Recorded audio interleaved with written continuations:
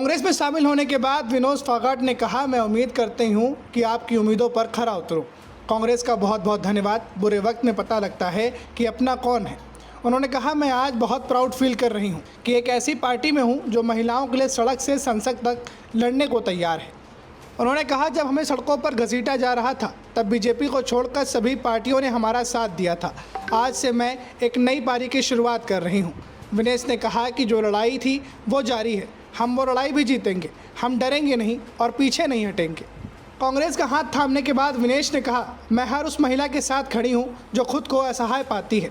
मैं चाहती तो कुश्ती जंतर मंतर पर छोड़ सकती थी। बीजेपी आईटी सेल ने झूठ फैलाया कि हमारा करियर खत्म हो गया है। हम नेशनल नहीं खेलना चाहते। मैंने नेशनल खेला, ओलंपिक खेला।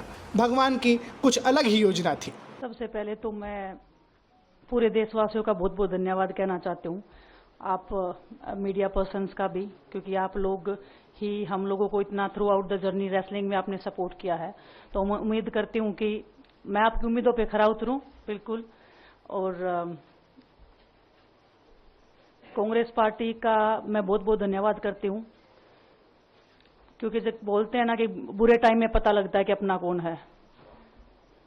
जब हम रोड पे घसीटे जा रहे थे तो छोड़ के बीजेपी को, देश में जितनी भी पार्टियां हैं वो हमारे साथ में थी, हमारे दर्द को समझ पा रही थी, हमारे आंसुओं को समझ पा रही थी।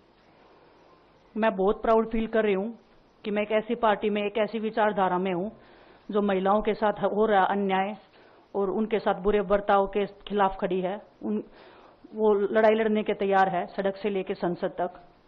और मैं विश्वास दिलाती हूँ पूरे देशवासियों को कि जो मेहनत, जो लगन से हमने रेसलिंग में काम किया है, हम चाहते हैं कि देश के हर एक नागरिक को जो दर्द, जो तकलीफ हमने झेली है, खासकर महिलाओं के लिए, हर एक उस महिला के साथ में हम खड़े हैं जो अपने आप को लाचार, अपने आप को बेबस समझती है।